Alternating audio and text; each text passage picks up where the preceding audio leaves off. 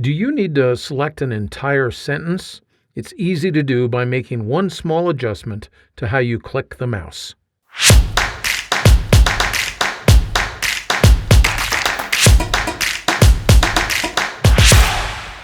This is going to be a very short quick tip, but it is one that can make your use of Word much more productive.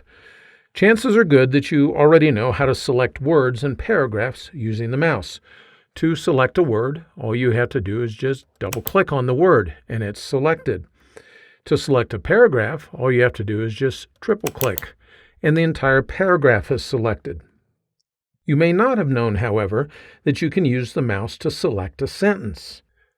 We'll unselect this here, and I'll show you that all that you have to do is put the mouse pointer over the sentence, hold down the Control button, and click once.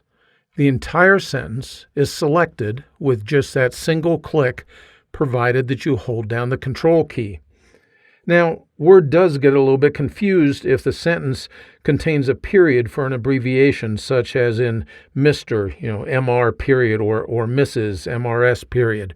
Or up here you can see that there's an ESQ for Esquire with a period after it. If I Control and click just before that, we'll unselect this.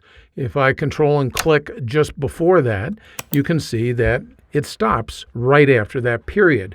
Well, in that case, all I have to do is continue holding down the Control key, and when I first click, I get that sentence, and then I just have to drag it a little bit further, and it selects the very next sentence.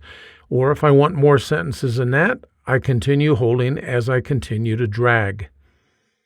So there you have it, a really quick and easy way to select an entire sentence.